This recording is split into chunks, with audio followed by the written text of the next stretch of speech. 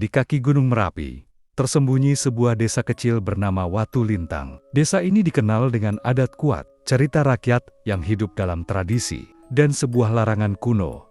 Jangan pernah masuk ke Gua Leles saat bulan mati. Gua itu diyakini sebagai gerbang antara dunia manusia dan alam lain. Sudah puluhan tahun tak ada yang berani mendekat. Sampai seorang remaja bernama Arya Wicaksana, anak desa yang haus petualangan, mengabaikan larangan itu. Udara di Watu Lintang selalu terasa segar di pagi hari. Kabut tipis menggantung di atas sawah, dan suara burung bersahutan menyambut sinar matahari pertama. Arya Wicaksana, 17 tahun, berdiri di loteng rumah kayu milik almarhum kakeknya, memegang gulungan kertas tua berdebu yang baru saja ia temukan. "Ini peta," gumamnya sambil membuka gulungan itu perlahan. Di atas kertas kecoklatan yang mulai rapuh itu, tampak goresan tinta yang membentuk rut ke sebuah tempat yang sangat familiar.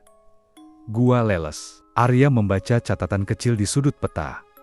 "Jika kau masuk, kau takkan keluar dalam waktu yang sama." Kalimat itu membuat jantungnya berdegup cepat. Antara rasa takut dan penasaran, ia tumbuh besar dengan cerita seram tentang gua itu. Tempat di mana orang bisa hilang selamanya. Tapi bagi Arya, itu bukan alasan untuk mundur. Justru, itu tantangan.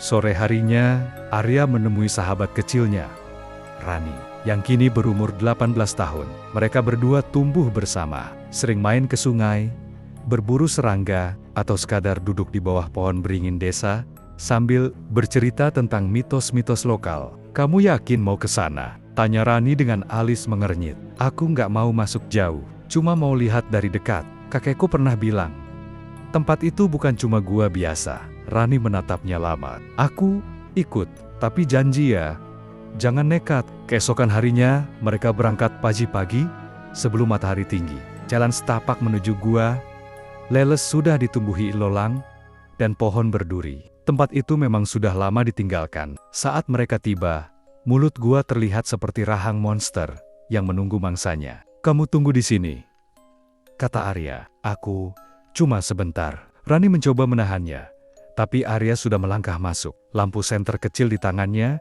menari-nari di dinding gua yang lembab dan gelap. Semakin dalam ia masuk, udara terasa dingin dan berat. Ia menoleh ke belakang, cahaya dari luar sudah tak terlihat. Tiba-tiba, suara aneh menggema, seperti bisikan yang datang dari segala arah. Arya terpaku. Tubuhnya kaku. Lalu, sebuah cahaya menyilaukan muncul di ujung lorong. Ia mendekat, dan ketika menyentuh cahaya itu semuanya gelap.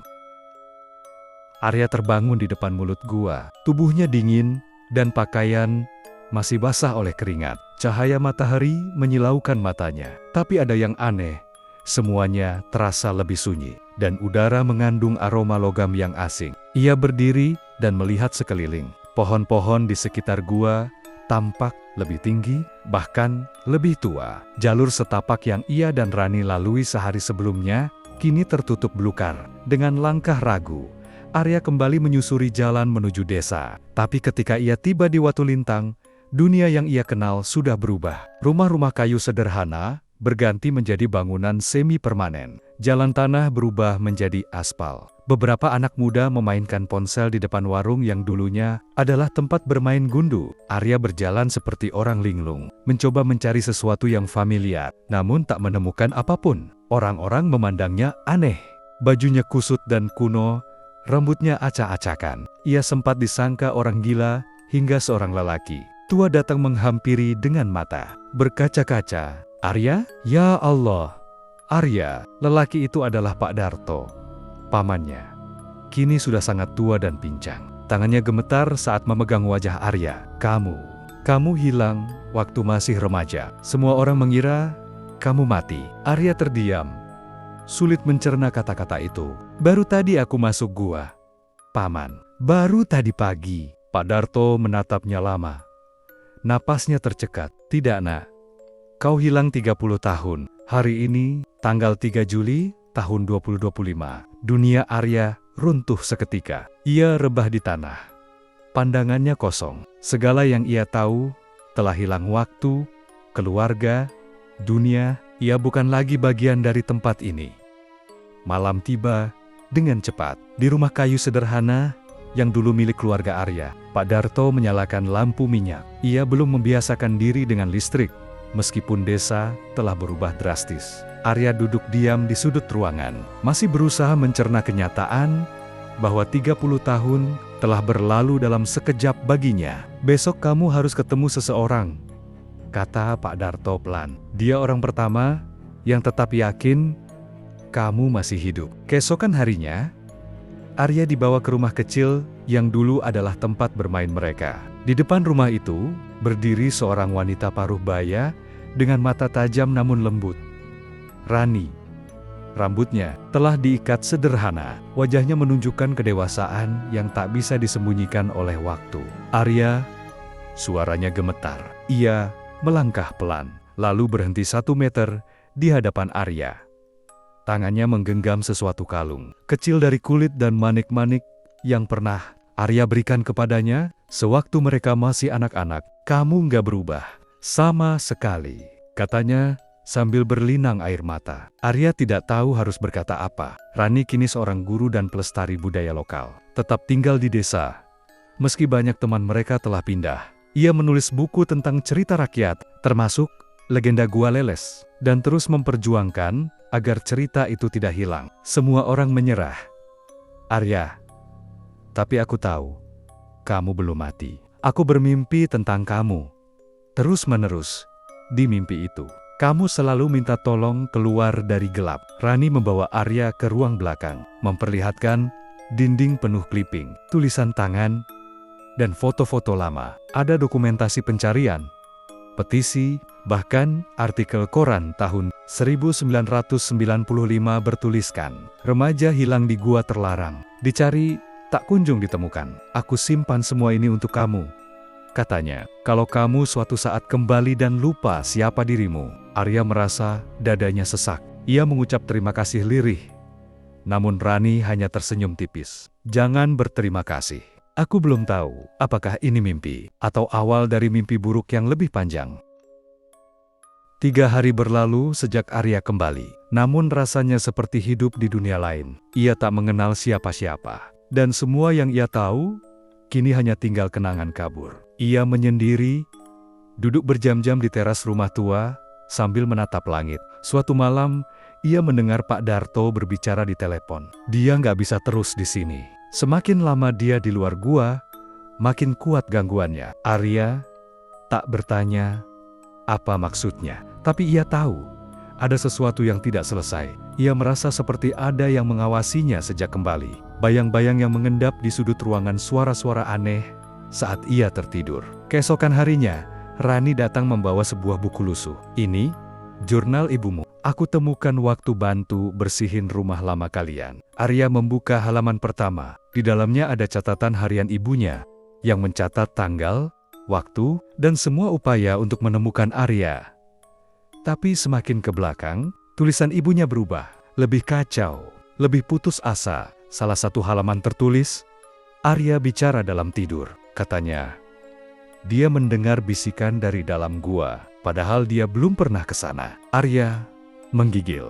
"Aku pernah mimpi itu juga. Bahkan sebelum aku masuk gua, mereka memutuskan untuk menyelidiki lebih jauh." Rani mengajak Arya ke balai desa, tempat mereka menyimpan arsip-arsip lama. Di sana, mereka menemukan sesuatu yang membuat darah Arya berdesir.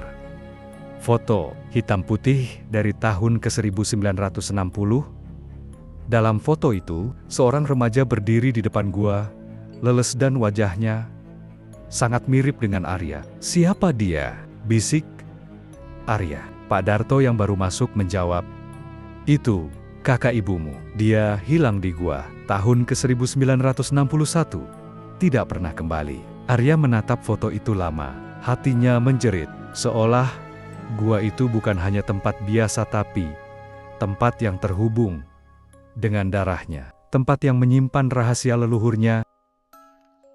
Pagi itu, Arya berdiri di hadapan gua, leles lagi. Tapi kali ini, mulut gua telah tertutup beton dan pagar kawat berduri. Sebuah papan kayu bertuliskan, "Terlarang masuk, area bahaya," terpaku di depan reruntuhan gerbang alami. "Sudah ditutup sejak 2005, jelas Pak Darto." Banyak yang hilang setelah kamu, dan warga menuntut agar aksesnya ditutup total. Arya menatap reruntuhan itu dengan perasaan yang sulit dijelaskan. Di dalam gua itu, waktu telah melompat. Dan mungkin sesuatu sedang menunggu. Dari balik rerimbunan, seorang perempuan tua muncul. Ia memakai kain hitam dengan selendang merah tua. Rani mengenalinya, Mbah Sari, juru kunci lama desa. Mbah Sari menatap Arya lama, seperti membaca jiwanya. Kamu, keturunan yang ditunggu waktu, aku tahu, kau akan kembali. Arya merasa seluruh tubuhnya gemetar. Apa maksudnya? Darahmu berasal dari penjaga pintu waktu. Leluhurmu yang dulu juga pernah masuk dan tidak pernah kembali. Tapi kamu yang pertama keluar. Tapi harga keluar dari waktu tidak pernah gratis. Mbah Sari memberikan sebuah cincin kuningan dengan simbol pusaran dan mata. Ini milik paman ibumu, simbol pelindung. Kalau kau masih ingin tahu kebenaran, kau harus kembali ke dalam. Pak Darto menentang keras. Dia baru kembali, jangan bawa dia ke neraka itu lagi. Namun Arya tahu, jawabannya tidak ada di luar. Semua pertanyaan yang belum terjawab, semua suara yang terus berbisik, dalam mimpinya hanya bisa dijawab dari dalam kegelapan gua itu. Malam itu, langit gelap tanpa bintang. Gua leles, tampak seperti luka hitam di tubuh bumi. Rani dan Pak Darto ikut menemani Arya hingga pagar besi. Di depan mereka, Mbah Sari telah membacakan doa-doa kuno dalam bahasa Jawa, halus yang nyaris terlupakan. Arya memakai cincin pusaran. Langkahnya mantap, meski hatinya berkecamuk. Saat ia melewati bekas reruntuhan semen, tiba-tiba tanah bergetar dan kabut putih muncul menyelimuti lorong. Ia melangkah masuk. Di dalam gua, segalanya terasa berbeda dari sebelumnya. Tidak hanya gelap, tapi waktu seperti berhenti. Detak jantungnya bergema di antara dinding, tapi ia tak sendiri. Di kedalaman lorong, berdiri sosok tinggi berjubah hitam. Wajahnya diselimuti bayangan. Suara dari entitas itu bergema tanpa mulut. Keturunan wicaksana. Akhirnya, kau datang kembali. Siapa kau? Tanya Arya. Aku, penjaga waktu. Aku bukan makhluk. Aku sistem. Aku adalah hukum yang menjaga dimensi agar tidak retak. Sosok itu menjelaskan bahwa gua adalah persimpangan antara waktu dan ruang. Siapapun yang masuk tanpa izin akan terseret dalam arus waktu tak menentu. Tapi Arya berbeda. Ia adalah darah dari mereka yang dulu bertugas menjaga titik-titik perlintasan waktu. Para penjaga gerbang dimensi, kau harus memilih, kata sang penjaga, menjadi pengamat dan penjaga seperti leluhurmu, atau kembali sebagai manusia dan kehilangan semua ingatan tentang tempat ini. Arya terdiam.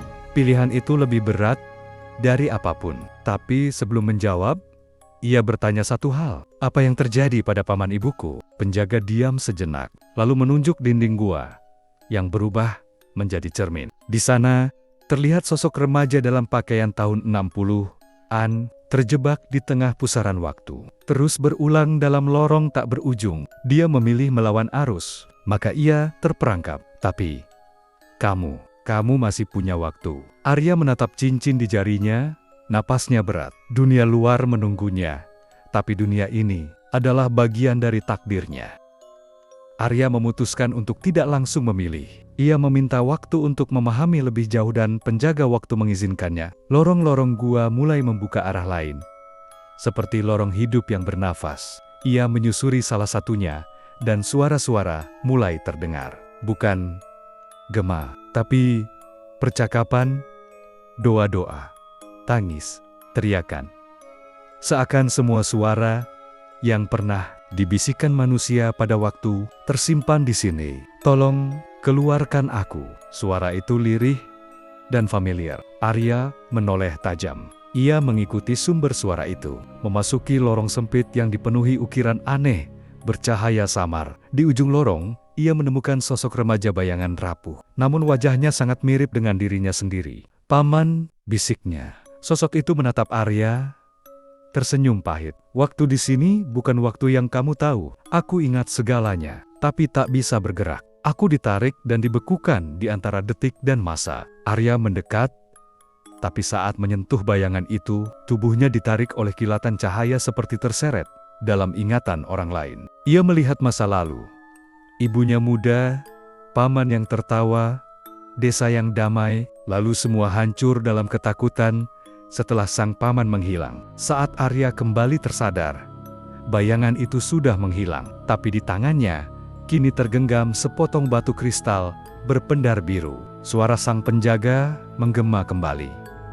Lebih berat dari sebelumnya. Itu ingatan yang terfragmentasi. Kau harus kumpulkan 3 fragmen lagi untuk memahami seluruh sejarah keluargamu dan asal kekuatanmu. Tapi semakin dalam kau masuk, semakin kabur batas antara siapa dirimu dan siapa yang pernah menjadi dirimu. Arya berdiri perlahan. Ia tahu, ini bukan sekadar perjalanan waktu, ini adalah perjalanan ke dalam jiwanya sendiri.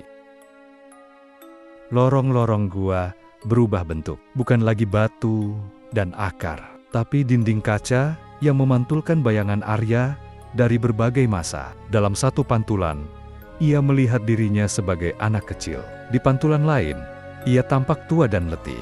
Setiap refleksi berbicara dalam bahasa yang tak ia pahami, tapi ia mengerti artinya.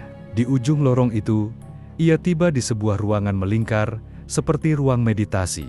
Di tengahnya ada genangan air bening seperti cermin, dan di atasnya melayang fragmen kristal.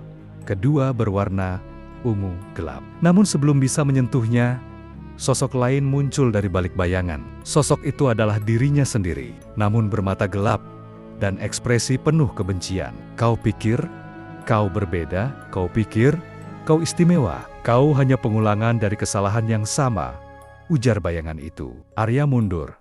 Tapi sosok itu mengikuti setiap geraknya. Siapa kamu? Aku kamu, yang akan lahir jika kau menyerah. Aku adalah keraguan, trauma, dan keputusasaanmu. Pertarungan pun terjadi, bukan dengan senjata, tapi dengan ingatan. Bayangan itu menyerangnya dengan kenangan buruk. Saat ia meninggalkan Rani sendirian, saat ibunya menangis malam-malam, saat ia merasa tidak cukup berharga. Namun, Arya bertahan. Ia merapal doa dalam hati mantra yang diajarkan Basari sebelum masuk gua. Cahaya dari cincin pusaran menyala, dan perlahan, bayangan itu melebur jadi kabut. Saat tenang kembali, fragmen kedua jatuh ke tangannya. Bersamaan dengan itu, genangan air di tengah ruangan memantulkan sesuatu yang baru. Gambaran masa depan desa Watu Lintang dalam kobaran api dan kabut hitam. Suara penjaga waktu bergema pelan. Waktu sedang retak, dan hanya kau yang bisa menjahitnya kembali. Tapi setiap fragmen yang kau ambil menghapus sebagian dari dunia lama. Arya menatap kristal di tangannya. 2 fragmen telah ia miliki, 2 lagi tersisa. Tapi ia mulai sadar, setiap jawaban datang dengan harga.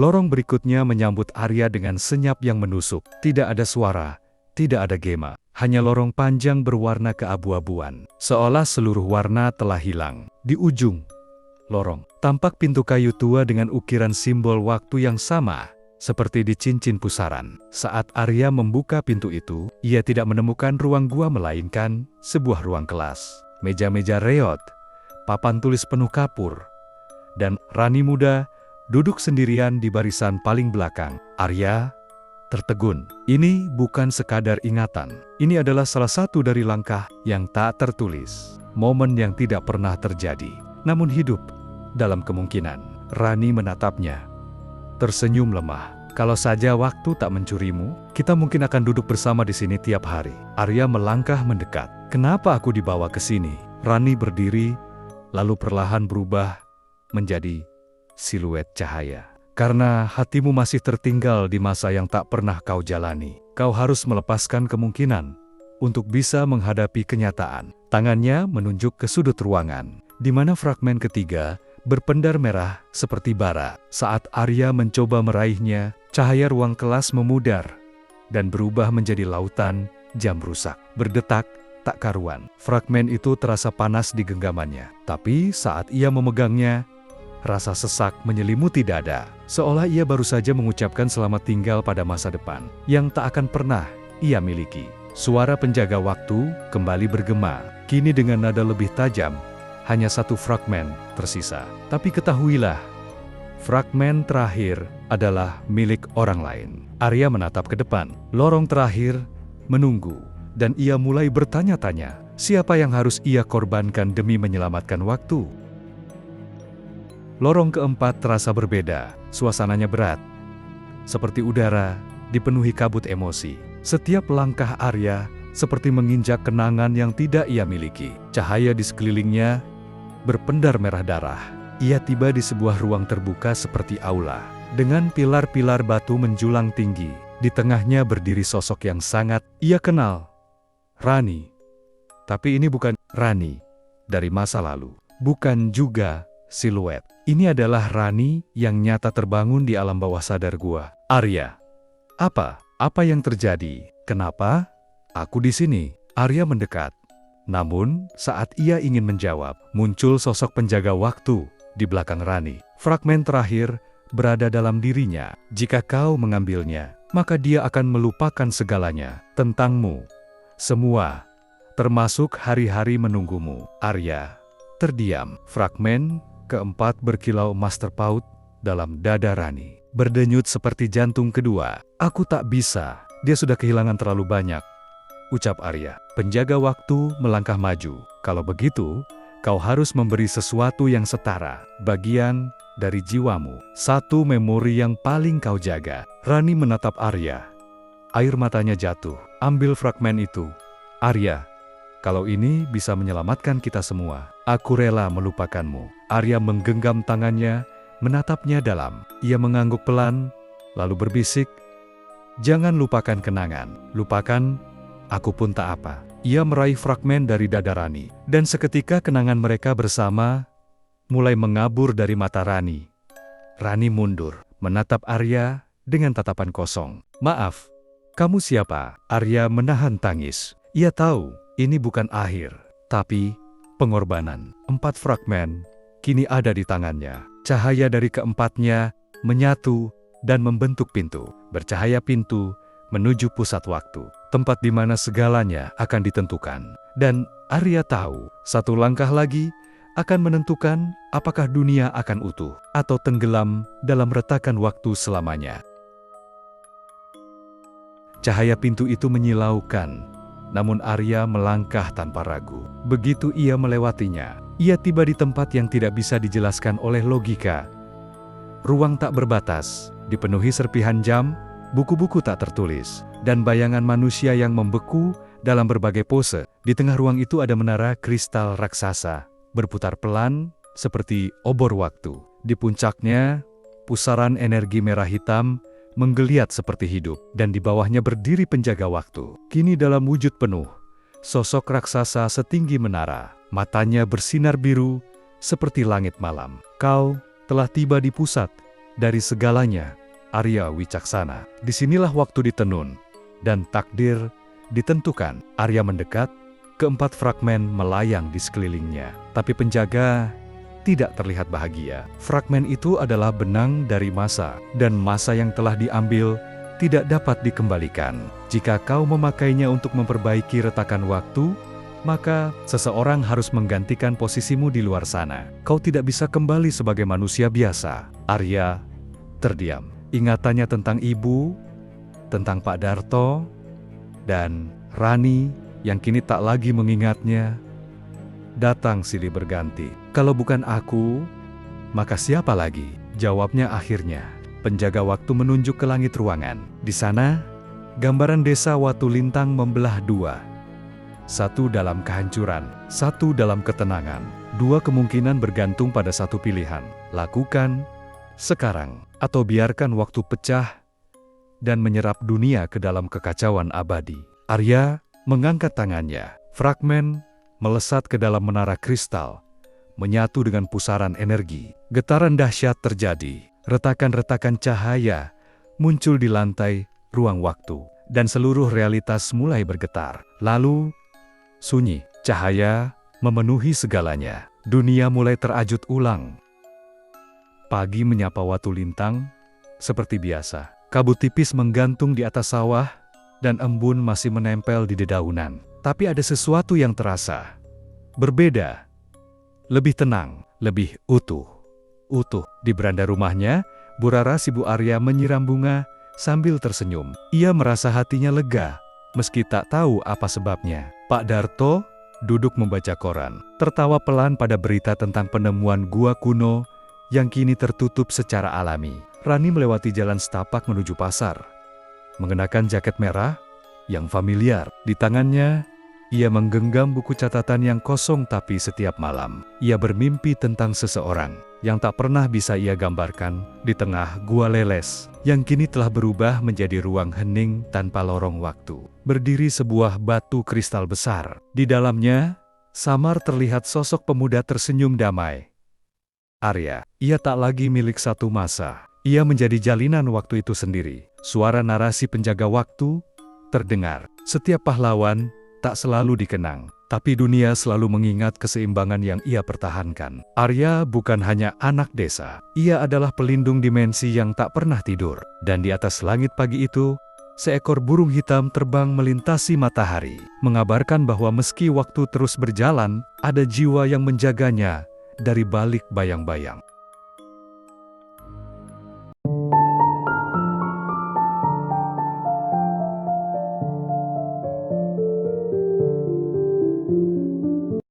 Ayu Lestari 25 tahun, bukanlah wanita biasa. Rambut sebahunya yang hitam legam selalu terurai, menambah kesan misterius pada wajahnya yang cantik namun tegas. Matanya, sepasang cermin yang menyimpan semangat petualangan tak kenal lelah. Seringkali menatap jauh, mencari jejak-jejak keindahan dan misteri yang tersembunyi di balik kehidupan sehari-hari. Ia adalah seorang fotografer lepas, bukan sekadar pemburu gambar, melainkan seorang pencerita visual yang ingin mengabadikan keindahan alam dan budaya Indonesia yang terkadang terlupakan. Ayu selalu tertarik dengan cerita-cerita rakyat dan legenda, tidak hanya sebagai subjek fotografi, tetapi juga sebagai sumber inspirasi untuk karyanya. Ia percaya bahwa setiap tempat menyimpan cerita, dan tugasnya adalah untuk menemukan dan menceritakannya kembali melalui lensa kameranya. Hari ini, Ayu duduk di meja kerjanya yang sederhana namun tertata rapi. Di sekelilingnya terhampar berbagai buku, majalah, dan peta-peta tua yang menggambarkan keindahan alam Indonesia. Sinar matahari pagi menerobos jendela, menyinari dibu-dibu kecil yang berterbangan di udara. Di atas meja, terletak sebuah laptop yang menampilkan halaman Wikipedia tentang Pulau Nusa Barong, pulau kecil yang terletak di selatan Jawa. Terkenal dengan keindahan alamnya yang masih perawan, tetapi juga dibayangi legenda-legenda mistis yang mencekam. Ayu membaca dengan seksama setiap kata yang tertera di layar laptopnya. Ia tertarik dengan cerita-cerita tentang Nyai Roro Kidul, Ratu Laut Selatan, yang konon memiliki kekuatan gaib dan kecantikan yang memikat. Legenda Nyai Roro Kidul telah mengakar kuat di masyarakat Jawa, menceritakan tentang seorang putri yang menjadi penguasa Laut Selatan dan memiliki pengaruh yang besar terhadap kehidupan manusia. Ada yang mengatakan bahwa Nyai Roro Kidul adalah sosok yang baik hati dan melindungi para nelayan. Tetapi ada juga yang percaya bahwa ia adalah sosok yang kejam dan suka mencelakai manusia. Ayu semakin penasaran. Ia membuka beberapa artikel dan forum online yang membahas tentang Pulau Nusa Barong. Ia menemukan beberapa cerita yang mengklaim telah melihat penampakan Nyai Roro Kidul, mendengar suara-suara aneh di tengah malam, atau mengalami kejadian-kejadian mistis yang tak dapat dijelaskan secara logis. Ada juga cerita tentang hilangnya beberapa nelayan di sekitar pulau tersebut, yang dikaitkan dengan kutukan Nyai Roro Kidul. Ayu membaca sebuah kesaksian dari seorang nelayan tua yang menceritakan tentang pengalamannya hampir tenggelam di sekitar pulau tersebut. Dan ia yakin bahwa itu adalah ulah Nyai Roro Kidul. Semakin dalam Ayu membaca, semakin kuat rasa penasarannya. Ia merasa tertantang untuk menguji keberaniannya dan mengungkap misteri yang tersembunyi di balik keindahan Pulau Nusa Barong. Ia ingin membuktikan sendiri apakah legenda-legenda tersebut hanya mitos belaka atau ada kebenaran di baliknya. Ia membayangkan dirinya tengah berdiri di pantai Pulau Nusa Barong, merasakan hembusan angin laut yang sejuk, dan mengabadikan keindahan alam yang masih perawan. Namun, di balik keindahan itu, ia juga merasakan hawa dingin yang mencekam, mengingatkannya akan kisah-kisah misteri yang telah ia baca. Ayu menutup laptopnya. Keputusan telah dibuat, ia akan pergi ke Pulau Nusa Barong. Ia akan mengabadikan keindahannya dan mengungkap misterinya. Ia akan melawan rasa takutnya dan membuktikan keberaniannya. Namun, di lubuk hatinya yang terdalam, ada sedikit keraguan dan ketakutan. Ia tahu bahwa petualangan ini akan sangat berbahaya, bahkan bisa mengancam nyawanya. Tapi, hasrat petualangannya jauh lebih kuat daripada rasa takutnya. Ia akan pergi dengan tekad yang bulat dan persiapan yang matang. Meski ia tak menyadari bahwa persiapannya masih jauh dari cukup untuk menghadapi teror yang menunggunya di Pulau Nusa Barong. Petualangan Ayu baru saja dimulai. Setelah terdampar di Pulau Nusa Barong, Ayu merasakan ketegangan yang menyelimuti pulau tersebut. Suara ombak yang menghantam pantai seolah berbisik, mengingatkannya akan kisah-kisah yang telah ia baca. Ia berusaha menenangkan diri dan mencari tempat berlindung sementara. Dengan sisa-sisa tenaga yang ada, Ayu berjalan menyusuri pantai, berharap menemukan jejak kehidupan, atau setidaknya tempat yang aman untuk beristirahat. Setelah beberapa jam menjelajahi pantai, Ayu menemukan sebuah gubuk tua yang terbuat dari kayu. Gubuk itu tampak sudah lama ditinggalkan, dengan atap yang hampir runtuh dan dinding yang dipenuhi lumut. Namun, bagi Ayu, gubuk itu adalah tempat yang sempurna untuk berlindung dari cuaca buruk. Ia masuk ke dalam dan mulai merapikan beberapa barang yang ada di dalamnya, berharap bisa membuat tempat itu lebih nyaman. Saat malam tiba, Ayu duduk di dalam gubuk, mencoba menyalakan api dengan kayu kering yang ia temukan. Suasana di luar semakin mencekam, dengan suara angin yang berdesir dan suara binatang malam yang terdengar aneh.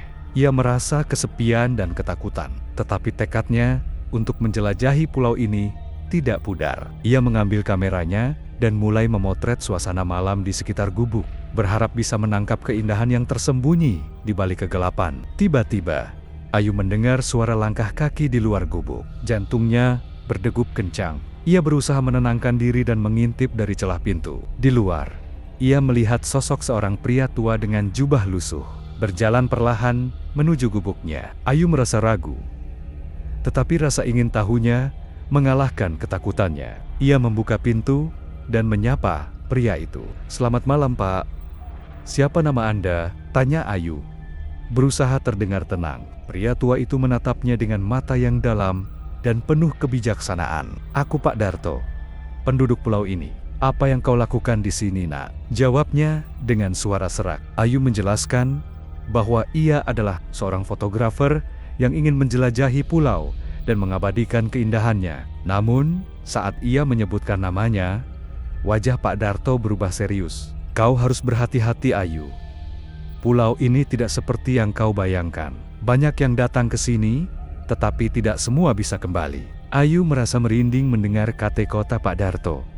"Apa maksud Bapak?" tanyanya, penasaran. "Pulau Nusa Barong memiliki kutukan. Nyai Roro Kidul, Ratu Laut Selatan, tidak suka jika ada orang yang mengganggu tempat ini. Banyak yang hilang, dan yang kembali pun tidak pernah sama lagi." "Jelas Pak Darto."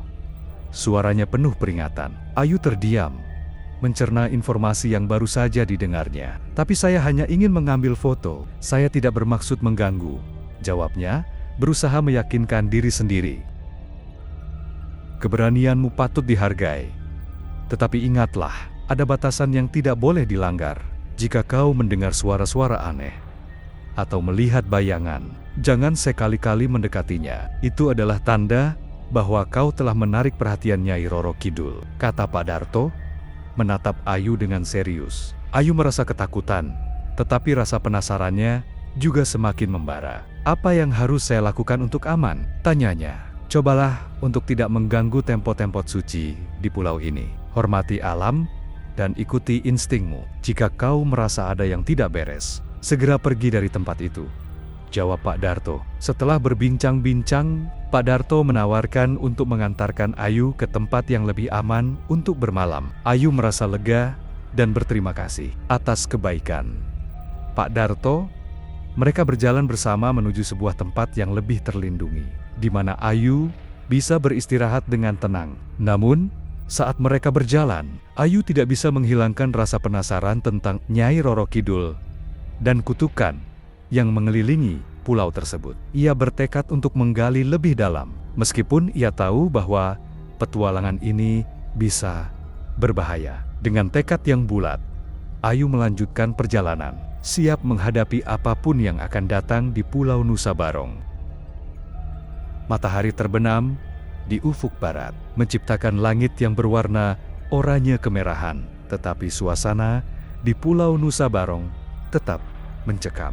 Ayu dan Pak Darto tiba di sebuah tempat yang lebih aman, sebuah gubuk tua yang lebih kokoh dan terlindung dari angin malam. Di dalam gubuk, Ayu merasa sedikit lebih tenang, tetapi ketegangan di dalam hatinya tidak kunjung reda. Ia tahu bahwa malam ini akan menjadi malam yang panjang. Setelah menyiapkan tempat tidur seadanya, Ayu duduk di dekat api unggun kecil yang dinyalakan. Pak Darto, suara api yang berdesis dan aroma kayu terbakar memberikan sedikit kenyamanan di tengah kegelapan. Pak Darto duduk di sampingnya, menatap api dengan tatapan kosong.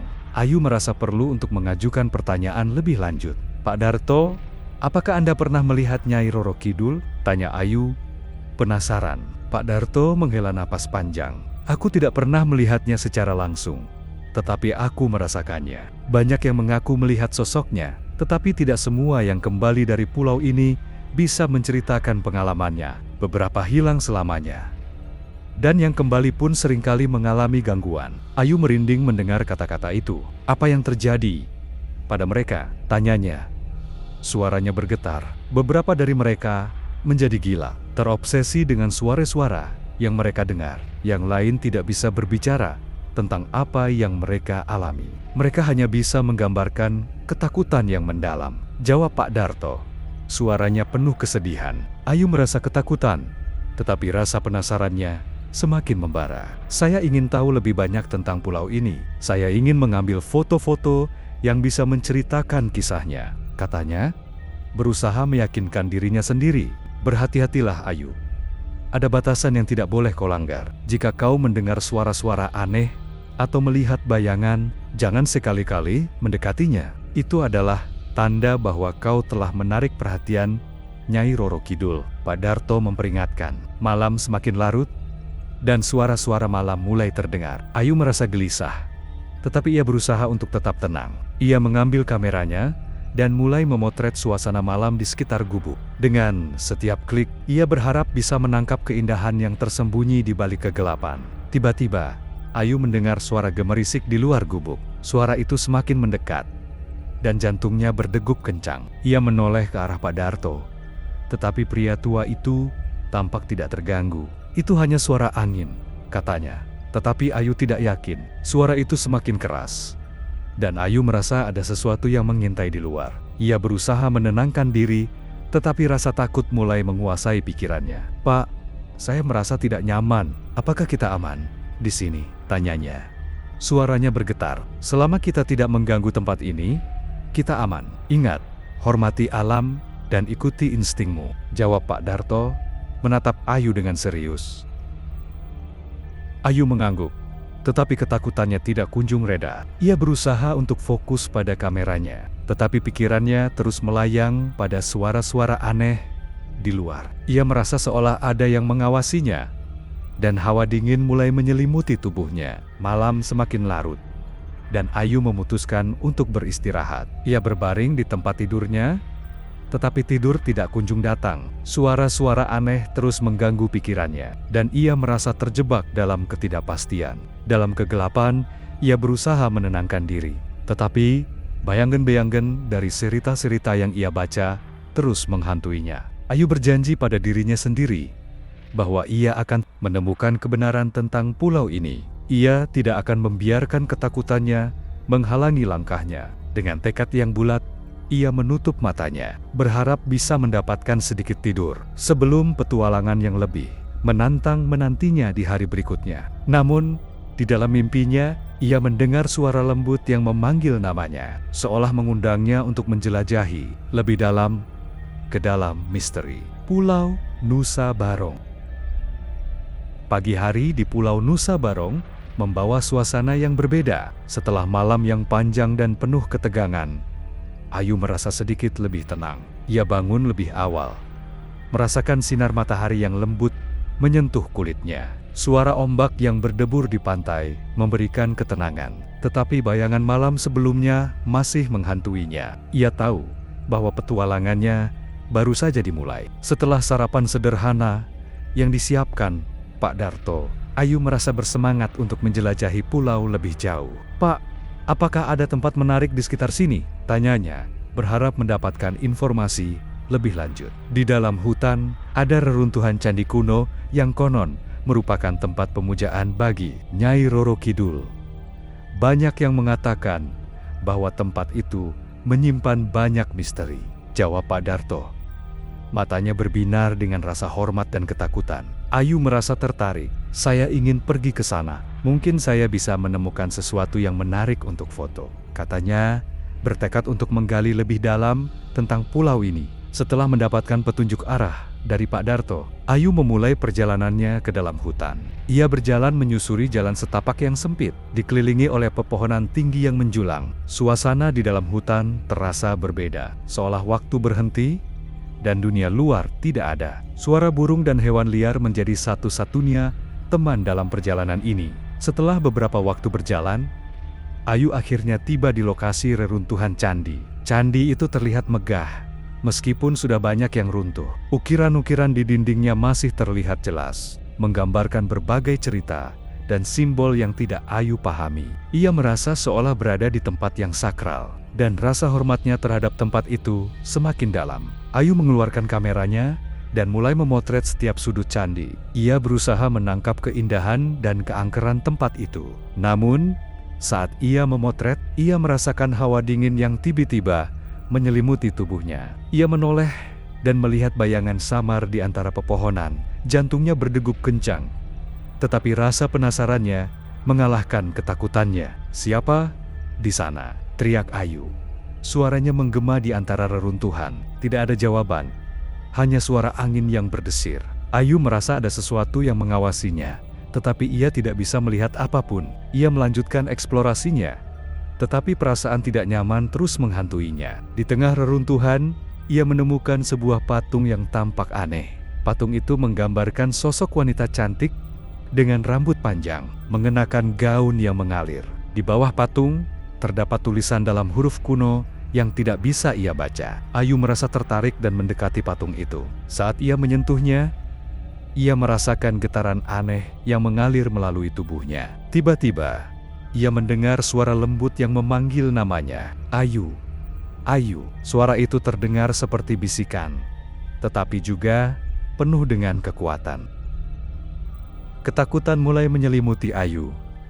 Ia mundur perlahan, berusaha menjauh dari patung itu. "Apa yang kau inginkan?" tanyanya, tetapi tidak ada jawaban.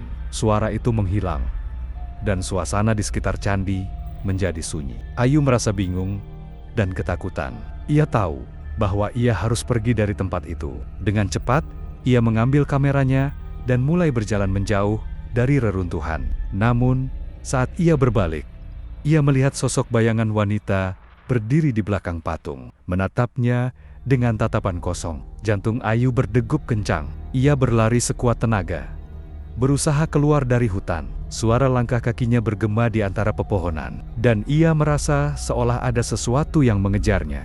Ketakutan dan adrenalin mendorongnya untuk terus berlari, hingga akhirnya ia berhasil keluar dari hutan dan kembali ke gubuk Pak Darto. Setibanya di gubuk, Ayu terengah-engah, wajahnya pucat. Pak Darto melihatnya dan segera mendekat. "Apa yang terjadi, Ayu?" tanyanya, khawatir.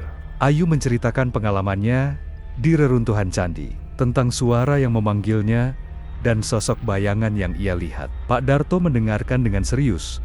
Wajahnya menunjukkan rasa khawatir. "Kau telah menarik perhatian Nyai Roro Kidul. Kau harus berhati-hati, Ayu. Dia tidak suka jika ada yang mengganggu tempat suci miliknya," katanya. Suaranya penuh peringatan. Ayu merasa ketakutan, tetapi rasa penasarannya juga semakin membara. Ia tahu bahwa ia harus menemukan kebenaran tentang pulau ini, meskipun itu berarti menghadapi bahaya yang lebih besar. Dengan tekad yang bulat, ia bersiap untuk petualangan selanjutnya, meskipun bayangan malam dan suara misterius terus menghantuinya. Setelah pengalaman menegangkan di reruntuhan candi, Ayu merasa perlu untuk merenung dan menenangkan pikirannya. Ia kembali ke gubuk Pak Darto. Tetapi suasana di dalam gubuk terasa berbeda. Meskipun siang hari, hawa dingin menyelimuti ruangan, dan Ayu merasa seolah ada sesuatu yang mengintai. Ia duduk di dekat api unggun yang mulai padam, berusaha menghangatkan diri. Pak Darto, yang melihat wajah Ayu yang pucat, mendekat dan bertanya, "Apa yang terjadi, Ayu? Kau terlihat sangat ketakutan." Ayu menceritakan pengalamannya di reruntuhan candi, tentang suara yang memanggilnya dan sosok bayangan wanita yang ia lihat. "Saya merasa seolah ada yang mengawasi saya, Pak. Dan suara itu, suara lembut yang memanggil nama saya," katanya. Suaranya bergetar. Pak Darto mengangguk. Wajahnya menunjukkan rasa khawatir. "Itu adalah tanda bahwa kau telah menarik perhatian Nyai Roro Kidul.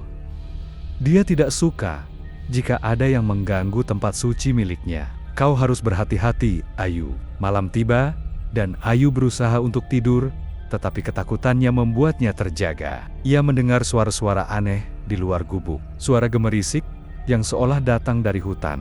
Suara itu semakin mendekat, dan Ayu merasa jantungnya berdegup kencang. Ia menutup telinga, berusaha mengabaikan suara itu. Tetapi semakin ia berusaha, semakin keras suara itu terdengar. Tiba-tiba, suara tangisan lembut terdengar dari luar. Suara itu penuh kesedihan, seolah ada seseorang yang sedang berduka. Ayu merasa tergerak, dan rasa penasarannya mengalahkan ketakutannya. Ia bangkit dari tempat tidurnya, dan perlahan-lahan membuka pintu gubuk.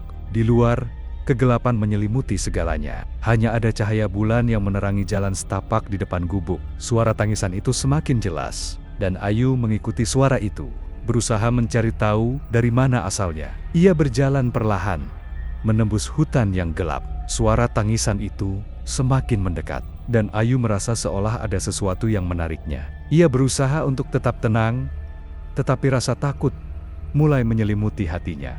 Setelah beberapa menit berjalan, Ayu tiba di sebuah clearing di tengah hutan. Di sana, ia melihat sosok wanita berpakaian putih berdiri di dekat pohon besar. Wanita itu tampak cantik, tetapi wajahnya penuh kesedihan. Rambutnya panjang dan terurai, dan ia tampak seperti sosok yang baru saja keluar dari legenda. Ayu merasa terpesona dan ketakutan sekaligus. "Siapa kau?"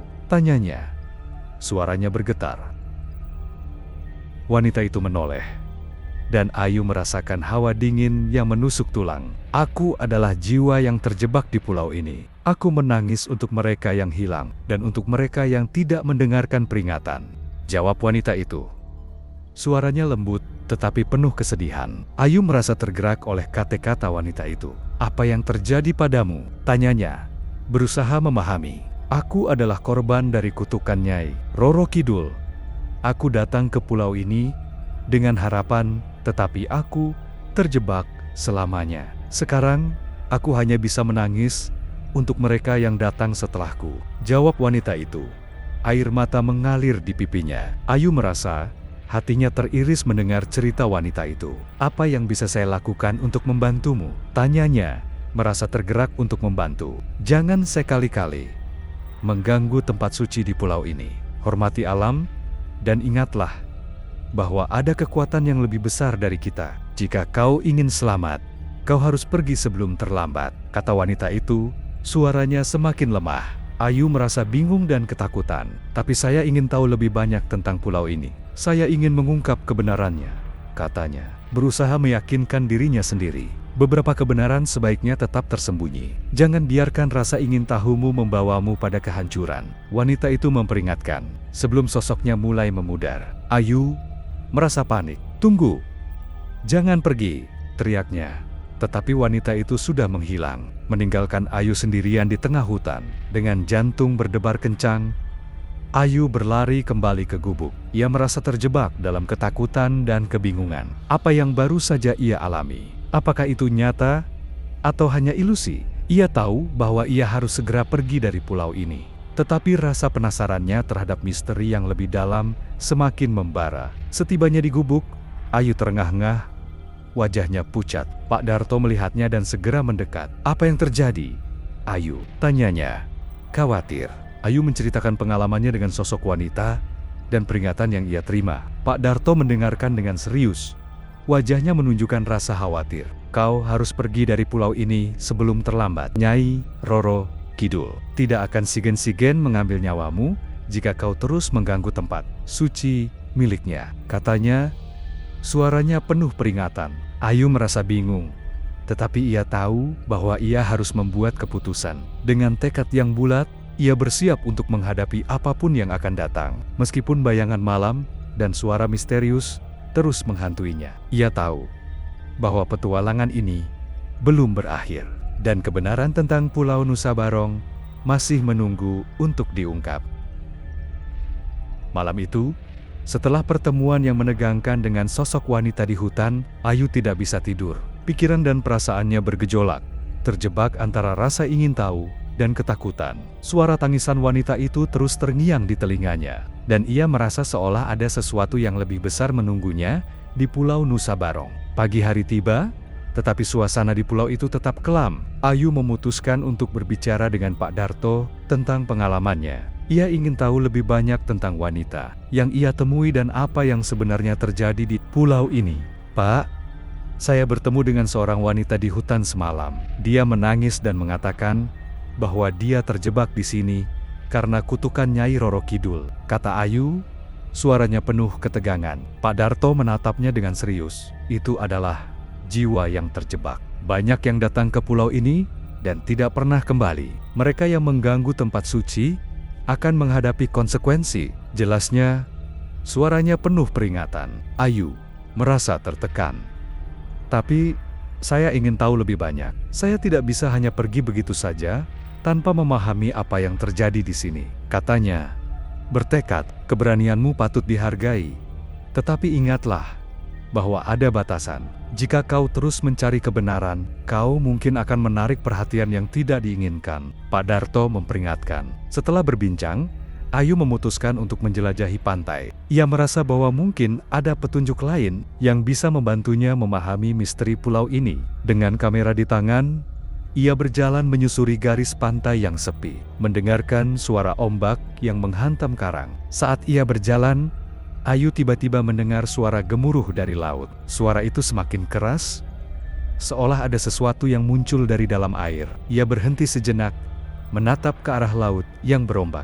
Di kejauhan, ia melihat sosok samar yang muncul dari permukaan air. Ayu merasa terpesona dan ketakutan. "Apa itu?" gumamnya, berusaha mendekat. Saat ia mendekat, sosok itu semakin jelas. Itu adalah sosok wanita yang sama, tetapi kali ini ia tampak lebih anggun dengan gaun yang terbuat dari air laut. "Datanglah Ayu, aku menunggumu." Suara wanita itu terdengar lembut, tetapi juga penuh kekuatan. "Aku bisa membantumu menemukan kebenaran yang kau cari." Ayu merasa terembang-ambing antara rasa takut dan rasa ingin tahu. "Apa yang kau inginkan dariku?" tanyanya. Suaranya bergetar. "Aku ingin kau mendengarkan kisahku. Aku terjebak di sini karena kesalahan yang dibuat oleh orang-orang yang datang sebelum kita. Mereka mengganggu tempat suci dan mengabaikan peringatan. Sekarang, aku terikat pada pulau ini selamanya," jawab wanita itu. Suaranya penuh kesedihan.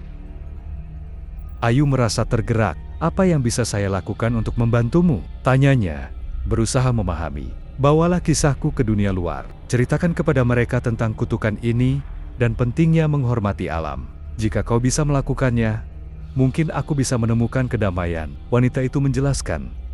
Matanya penuh harapan. Ayu merasa terharu. "Saya akan melakukannya. Saya akan menceritakan kisahmu," katanya, bertekad untuk membantu. Tiba-tiba, ombak besar menghantam pantai, dan wanita itu mulai menghilang ke dalam air. "Ingat Ayu, waktu tidak berpihak padamu. Segera pergi sebelum terlambat," katanya.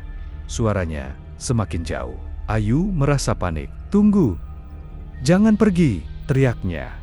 Tetapi wanita itu sudah menghilang. meninggalkan Ayu sendirian di tepi pantai. Dengan hati yang berat, Ayu berlari kembali ke gubuk. Ia tahu bahwa ia harus segera pergi dari pulau ini, tetapi rasa penasarannya terhadap misteri yang lebih dalam semakin membara. Ia bertekad untuk menceritakan kisah wanita itu dan memperingatkan orang lain tentang kutukan yang mengancam. Setibanya di gubuk, Ayu menemukan Pak Darto sedang menunggu. "Apa yang terjadi, Ayu?" tanyanya khawatir. Ayu menceritakan pertemuannya dengan wanita dari laut dan janji yang ia buat untuk menceritakan kisahnya. "Saya harus pergi, Pak.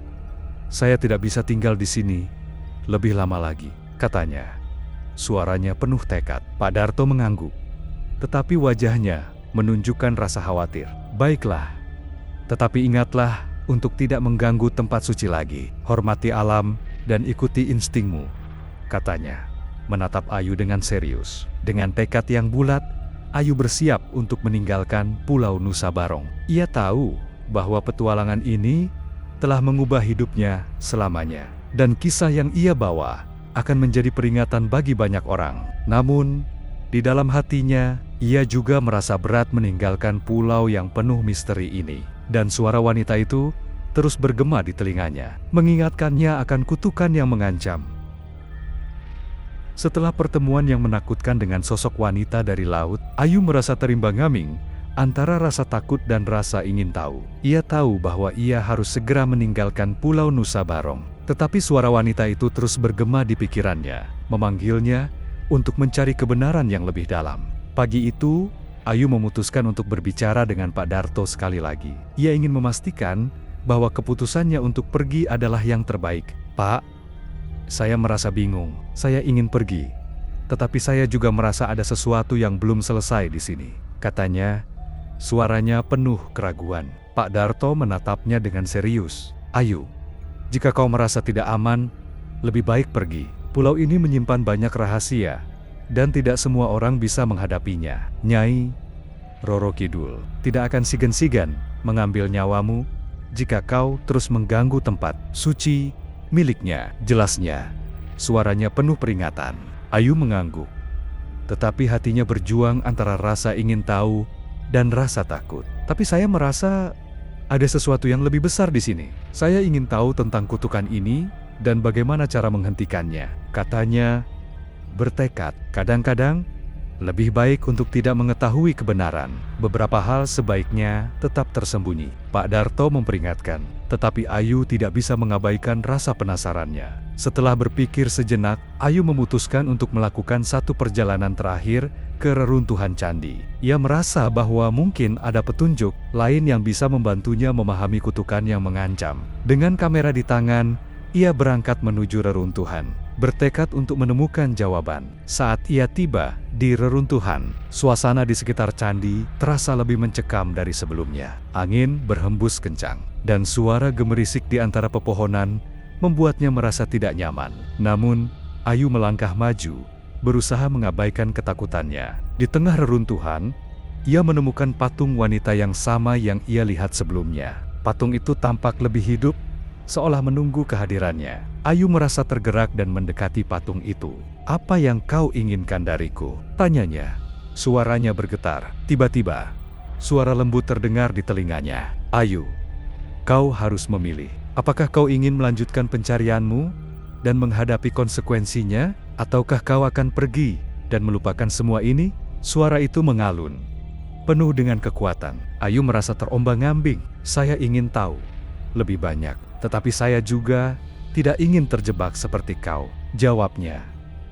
Suaranya penuh keraguan. "Jika kau memilih untuk tetap, kau harus siap menghadapi kebenaran. Banyak yang datang ke sini dan tidak pernah kembali. Tetapi jika kau pergi, kau akan membawa kisahku ke dunia luar.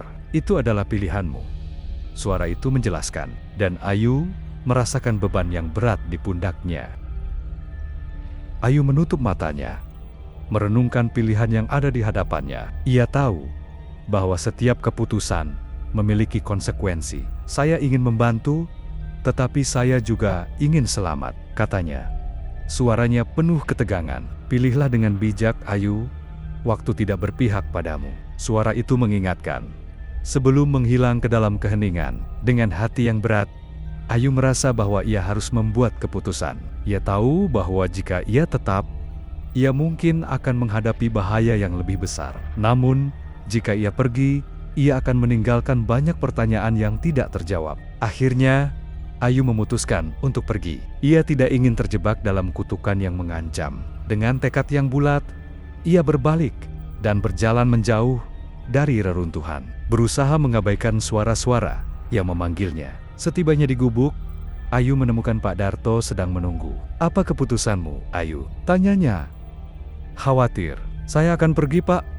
Saya tidak bisa tinggal di sini lebih lama lagi," jawab Ayu, suaranya penuh tekad. Pak Darto mengangguk, tetapi wajahnya menunjukkan rasa khawatir. "Baiklah, tetapi ingatlah untuk tidak mengganggu tempat suci lagi. Hormati alam dan ikuti instingmu," katanya, menatap Ayu dengan serius. Dengan hati yang berat, Ayu bersiap untuk meninggalkan Pulau Nusa Barong. Ia tahu bahwa petualangan ini telah mengubah hidupnya selamanya, dan kisah yang ia bawa akan menjadi peringatan bagi banyak orang. Namun, di dalam hatinya, ia juga merasa berat meninggalkan pulau yang penuh misteri ini. Dan suara wanita itu terus bergema di telinganya, mengingatkannya akan kutukan yang mengancam. Dengan langkah mantap, Ayu meninggalkan gubuk, siap untuk menghadapi dunia luar dan menceritakan kisah yang telah ia alami. Ia tahu bahwa perjalanan ini belum berakhir, dan kebenaran tentang Pulau Nusa Barong masih menunggu untuk diungkap.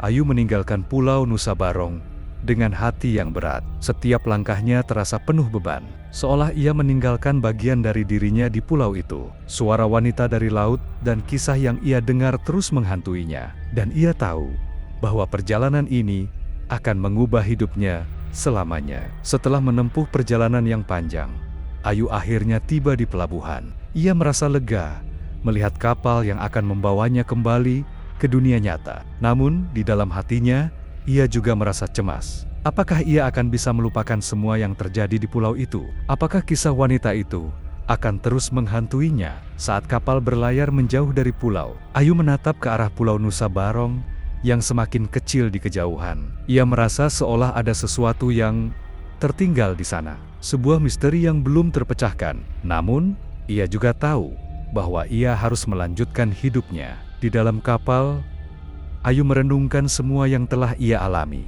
Ia teringat akan sosok wanita yang muncul dari laut, dan bagaimana ia meminta bantuan untuk menceritakan kisahnya. "Saya akan menceritakan kisahmu," bisiknya pada dirinya sendiri, bertekad untuk tidak melupakan apa yang telah terjadi. Setibanya di daratan, Ayu merasa disambut oleh dunia yang familiar, tetapi hatinya masih terikat pada pulau itu. Ia tahu bahwa ia harus berbagi kisahnya dengan orang lain untuk memperingatkan mereka tentang kutukan yang mengancam. Ayu mulai menulis pengalamannya dalam sebuah buku. Setiap kata yang ia tulis adalah upaya untuk mengingat dan menghormati wanita yang terjebak di pulau itu. Ia ingin memastikan bahwa kisahnya tidak akan hilang begitu saja. "Kau tidak sendirian," tulisnya. "Saya akan menceritakan kisahmu kepada dunia." Namun, semakin ia menulis, semakin ia merasa ada sesuatu yang tidak beres. Suara-suara aneh mulai mengganggu pikirannya, dan ia merasa seolah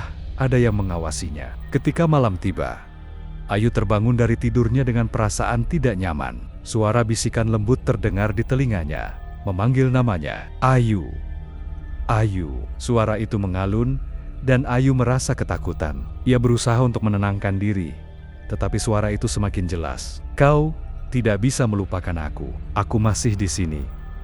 Suara itu berbisik, dan Ayu merasa jantungnya berdegup kencang. Dengan cepat, Ayu bangkit dari tempat tidurnya dan berlari keluar. Ia merasa terjebak dalam ketakutan dan kebingungan. "Apa yang terjadi?" tanyanya pada dirinya sendiri, berusaha memahami apa yang sedang terjadi.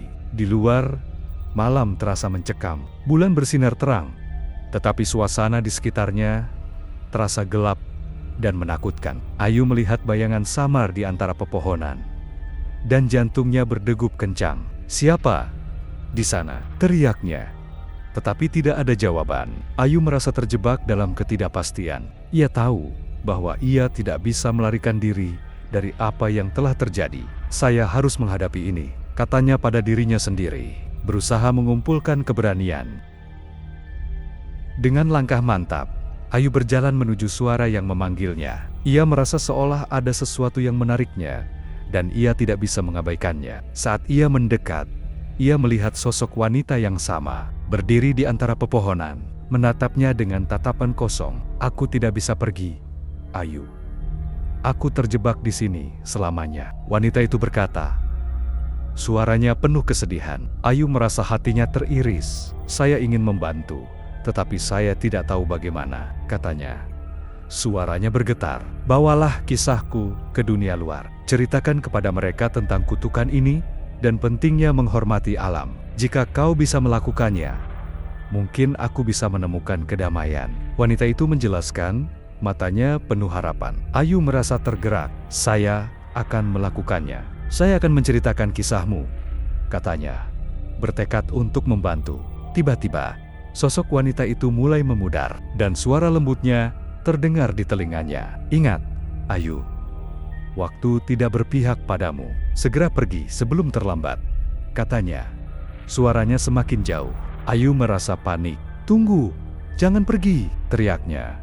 Tetapi wanita itu sudah menghilang, meninggalkan Ayu sendirian dalam kegelapan. Dengan hati yang berat, Ayu kembali ke rumahnya. Ia tahu bahwa ia harus menceritakan kisah wanita itu dan memperingatkan orang lain tentang kutukan yang mengancam. Namun, di dalam hatinya, ia juga merasa berat meninggalkan pulau yang penuh misteri ini. Dan suara wanita itu terus bergema di telinganya, mengingatkannya akan kutukan yang mengancam. Ayu bertekad untuk tidak melupakan apa yang telah terjadi. Ia akan membawa kisah ini ke dunia luar dan memastikan bahwa suara wanita itu tidak akan hilang begitu saja. Dengan semangat yang baru, ia mulai menulis, berusaha untuk mengungkapkan semua yang ia alami di Pulau Nusa Barong. Ia tahu bahwa perjalanan ini belum berakhir dan kebenaran tentang pulau itu masih menunggu untuk diungkap.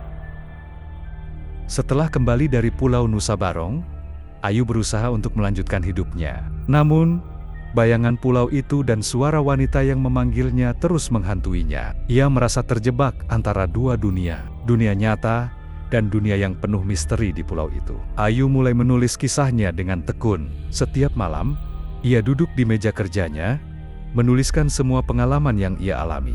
Ia ingin memastikan bahwa kisah wanita itu tidak akan hilang, dan bahwa orang lain akan mendengar peringatan tentang kutukan yang mengancam. Namun, semakin ia menulis, semakin ia merasa ada sesuatu yang tidak beres. Suara-suara aneh mulai mengganggu pikirannya, dan ia merasa seolah ada yang mengawasinya. Ketika malam tiba, suara bisikan lembut terdengar di telinganya, memanggil namanya, "Ayu, Ayu." Suara itu mengalun, dan Ayu merasa ketakutan.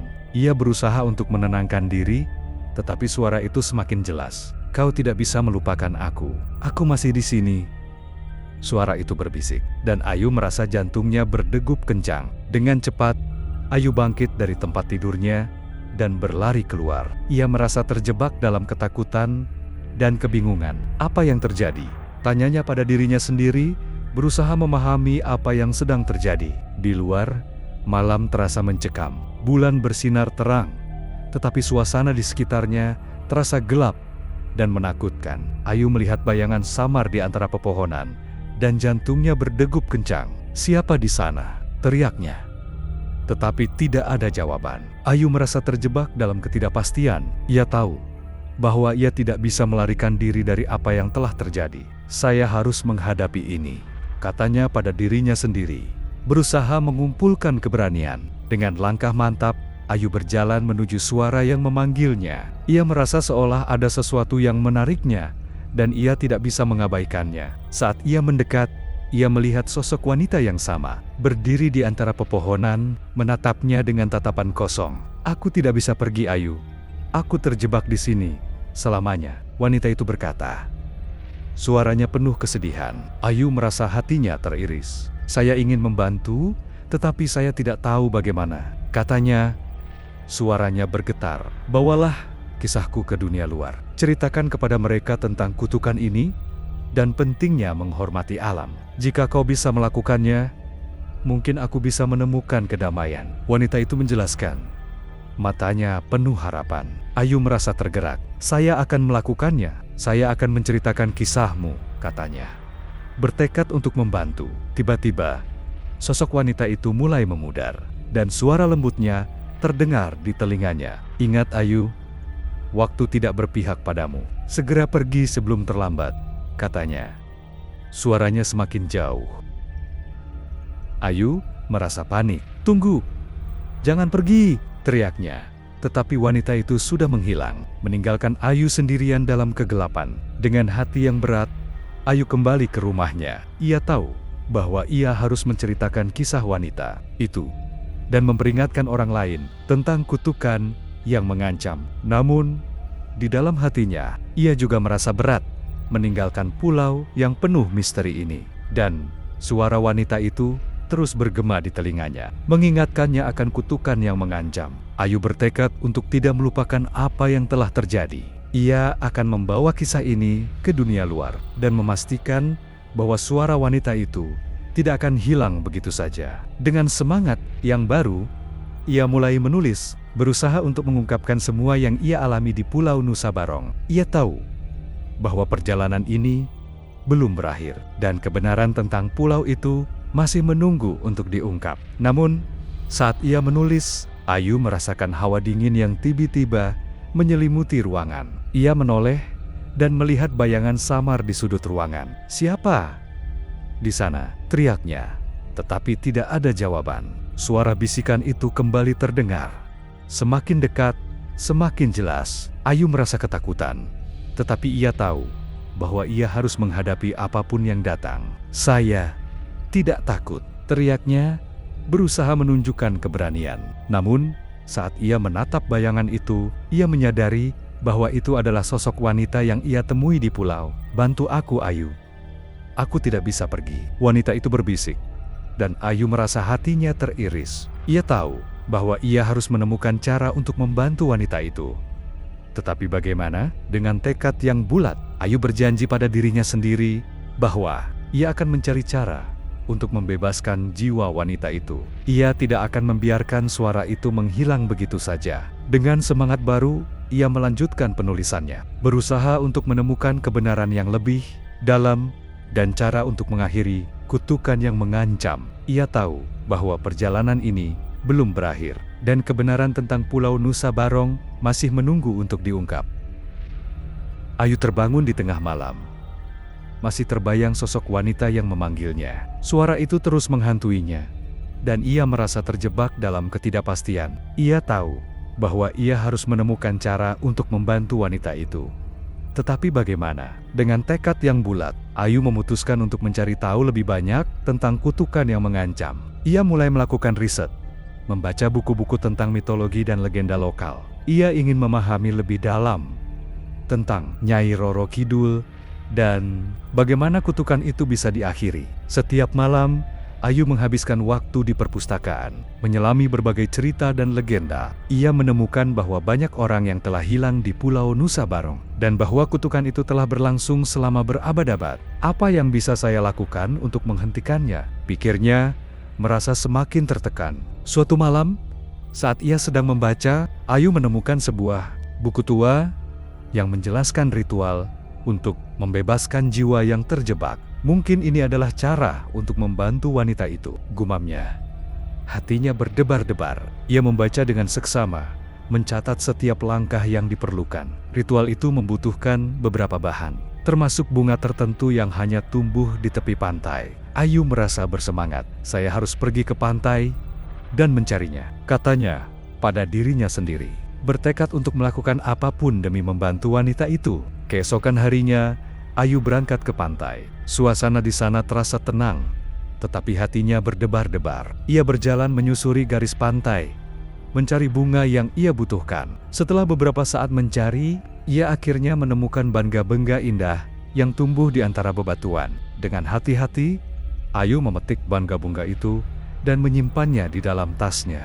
Ia merasa seolah ada sesuatu yang mengawasinya, tetapi ia berusaha mengabaikannya. "Saya harus fokus," pikirnya, bertekad untuk menyelesaikan ritual ini. Setelah mengumpulkan semua bahan yang diperlukan, Ayu kembali ke rumahnya dan mempersiapkan ritual. Ia menyalakan lilin, menyiapkan bunga, dan mengikuti langkah-langkah yang tertulis dalam buku. Suasana di sekitarnya terasa mencekam, tetapi ia berusaha untuk tetap tenang. Saat ia mulai melafalkan mantra, suara bisikan lembut terdengar di telinganya. Ayu, Ayu. Suara itu mengalun, dan Ayu merasa jantungnya berdegup kencang. Ia tahu bahwa wanita itu sedang mendengarnya. Dengan penuh keyakinan, Ayu melanjutkan ritualnya. Aku memanggilmu, wahai jiwa yang terjebak. Datanglah dan temukan kedamaian, katanya.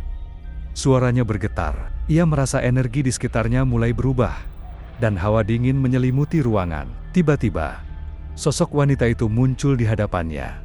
Wajahnya tampak lebih jelas. Ayu, terima kasih telah datang. Aku merasa terjebak di antara dua dunia, wanita itu berkata. Suaranya penuh harapan. Ayu merasa terharu. Saya ingin membantu. Saya ingin membebaskanmu, katanya, bertekad untuk melakukan apapun yang diperlukan. Untuk membebaskanku, kau harus menyelesaikan ritual ini. Aku akan membimbingmu, wanita itu menjelaskan. Dan Ayu merasa semangatnya kembali. Dengan bantuan wanita itu, Ayu melanjutkan ritualnya. Ia melafalkan mantra dengan penuh keyakinan. Dan saat ia menempatkan bunga di altar, cahaya mulai bersinar di sekelilingnya. Suara ombak terdengar semakin keras. Dan Ayu merasa seolah ada kekuatan yang lebih besar yang sedang bekerja. Tiba-tiba, angin kencang berhembus, dan ruangan dipenuhi dengan cahaya. Ayu merasa terombang-ambing, tetapi ia tetap fokus pada ritualnya. Aku memanggilmu, wahai jiwa yang terjebak, temukan kedamaian dan kebebasan, teriaknya. Suaranya penuh semangat. Dengan satu mantra terakhir, cahaya itu semakin terang, dan sosok wanita itu mulai memudar. Terima kasih Ayu, kau telah membebaskanku, wanita itu berkata. Suaranya penuh rasa syukur. Ayu merasa haru dan lega. Saya akan selalu mengingatmu, katanya. Sebelum sosok wanita itu menghilang sepenuhnya. Setelah ritual selesai, Ayu merasa tenang. Ia tahu bahwa ia telah melakukan sesuatu yang berarti. Meskipun suara wanita itu tidak lagi menghantuinya, ia akan selalu membawa kisahnya dalam hatinya. Dengan semangat baru, Ayu melanjutkan penulisannya. Ia tahu bahwa kisah ini adalah bagian dari dirinya, dan ia akan menceritakan kepada dunia tentang kutukan yang mengancam dan pentingnya menghormati alam. Ia bertekad untuk memastikan bahwa suara wanita itu tidak akan hilang begitu saja, dan bahwa kebenaran tentang Pulau Nusa Barong akan terus hidup. Setelah membebaskan roh wanita itu, Ayu merasakan beban berat di pundaknya terangkat. Keheningan yang mengikutinya bukanlah keheningan yang hampa, melainkan kedamaian yang teramat dalam. Namun, sebuah perasaan baru muncul. Kesepian. Kesepian akan misteri yang telah terpecahkan. Kesepian akan suara yang tak lagi memanggilnya. Ia menyelesaikan buku tentang pengalamannya di Pulau Nusa Barong. Bukan sekadar catatan perjalanan, tetapi sebuah pengakuan. Sebuah persembahan untuk roh yang telah ia bebaskan. Buku itu menceritakan detail perjalanan, misteri pulau, dan terutama kisah wanita yang terjebak dalam kutukan Nyai Roro Kidul. Ia menambahkan catatan penting tentang penghormatan terhadap alam dan peringatan akan konsekuensi dari tindakan yang tidak bijak. Penerbitan buku itu membawa Ayu ke sorotan. Banyak yang tertarik dengan kisahnya, dan ia menjadi narasumber di berbagai acara. Ia berbagi pengalamannya, menekankan pentingnya menjaga keseimbangan alam dan menghormati kepercayaan lokal. Ayu bukan hanya menceritakan sebuah kisah horor, tetapi juga pesan moral yang mendalam. Namun, di tengah kesibukan, Ayu merasa ada yang kurang. Kedamaian yang ia rasakan setelah membebaskan roh itu terasa sedikit berbeda. Ia menyadari bahwa meskipun ia telah membantu satu jiwa, misteri Pulau Nusa Barong masih menyimpan banyak rahasia lain. Dan ia merindukan suara yang dulunya menghantuinya. Suara itu, seaneh dan semenakutkan apapun, merupakan bagian dari perjalanan hidupnya yang luar biasa. Suatu malam, saat Ayu duduk di pantai yang tenang, ia merasakan kembali hawa dingin yang familiar. Bukan rasa takut, tetapi sebuah perasaan yang lembut dan hangat. Ia menutup matanya dan mendengar bisikan lembut, bukan lagi panggilan yang mendesak, melainkan sebuah ucapan selamat tinggal. "Terima kasih, Ayu." Bisikan itu mengalun, "Kau telah membawa kedamaian, bukan hanya untukku, tetapi juga untuk pulau ini." Ayu membuka matanya, menatap lautan luas. Ia tidak melihat siapapun, tetapi ia merasa kehadiran wanita itu masih ada, hanya saja lebih tenang, lebih damai. Itu adalah perpisahan yang penuh penerimaan. Ayu mengerti bahwa roh itu telah menemukan kedamaiannya, dan ia pun harus melanjutkan hidupnya. Ia melanjutkan pekerjaannya, menulis, berbicara dan berbagi. Kisahnya menginspirasi banyak orang untuk lebih menghargai alam dan budaya lokal. Ia tidak lagi merasa terbebani oleh misteri Pulau Nusa Barong, tetapi ia menyimpannya sebagai sebuah pelajaran berharga, sebuah bagian dari dirinya yang tak terlupakan. Suara itu, suara wanita yang pernah menghantuinya, kini menjadi sebuah kenangan yang indah, sebuah pengingat akan kekuatan kasih, sayang, dan keberanian untuk menghadapi ketakutan. Dan di setiap debur ombak, Ayu mendengar bisikan lembut, sebuah ucapan terima kasih yang abadi. Bertahun-tahun berlalu, buku Ayu tentang Pulau Nusa Barong menjadi bacaan populer, bahkan diadaptasi menjadi film. Kisahnya menginspirasi banyak orang untuk menghargai alam dan warisan budaya, mengajarkan pentingnya keseimbangan antara manusia dan lingkungan. Nama Ayu dikenal luas, bukan sebagai penjelajah misteri, tetapi sebagai seorang yang menyebarkan pesan perdamaian dan kesadaran lingkungan. Ayu sendiri memilih hidup tenang di sebuah desa di lereng Gunung Slamet, jauh dari hiruk-pikuk kota. Ia menghabiskan waktunya menulis, mengajar anak-anak tentang pentingnya melestarikan alam, dan berbagi pengalamannya dengan siapapun yang ingin mendengarkan. Ia telah menemukan kedamaian yang sejati, bukan kedamaian yang sunyi, tetapi kedamaian yang penuh makna dan aktivitas. Suatu hari, sekelompok mahasiswa datang berkunjung. Mereka ingin belajar lebih banyak tentang Pulau Nusa Barong dan penelitian. Ayu di antara mereka, ada seorang mahasiswa yang tertarik dengan aspek spiritual dari cerita Ayu. Ia bertanya tentang suara wanita yang pernah menghantui Ayu. Ayu tersenyum, menatap ke arah Gunung Slamet yang menjulang tinggi. Suara itu, katanya, bukan hanya suara wanita yang terjebak. Itu adalah suara alam. Suara dari pulau itu sendiri. Suara yang mengingatkan kita akan pentingnya keseimbangan. Ia menceritakan kembali pengalamannya. Bukan dengan rasa takut, tetapi dengan rasa syukur dan penerimaan. Ia menjelaskan bagaimana ia telah belajar untuk mendengarkan suara alam. Untuk memahami pesan yang ingin disampaikan, suara wanita itu pada akhirnya adalah sebuah panggilan untuk kesadaran. Mahasiswa itu terkesan dengan cerita Ayu. Ia menyadari bahwa misteri Pulau Nusa Barong bukanlah sekadar cerita horor, tetapi sebuah metafora tentang hubungan manusia dengan alam. Ia belajar bahwa rasa takut bukanlah penghalang, tetapi sebuah pintu menuju pemahaman yang lebih dalam. Ayu mengakhiri ceritanya dengan sebuah pesan sederhana, kita semua terhubung dengan alam. Kita semua memiliki peran untuk menjaga keseimbangan. Mari kita dengarkan suara alam dan hidup dalam harmoni. Sejak saat itu, cerita Ayu terus menginspirasi banyak orang. Pulau Nusa Barong tetap menjadi tempat yang penuh misteri, tetapi juga tempat yang dihormati dan dilindungi. Kisah Ayu menjadi legenda, bukan legenda tentang horor, tetapi legenda tentang harmoni antara manusia dan alam. Dan di setiap debur ombak di pantai Nusa Barong, terdengar bisikan lembut, bisikan harmoni yang abadi. Suara itu bukan lagi panggilan yang menakutkan, tetapi sebuah nyanyian damai yang menggema di antara bebatuan dan dedaunan. Suara alam yang telah menemukan keseimbangannya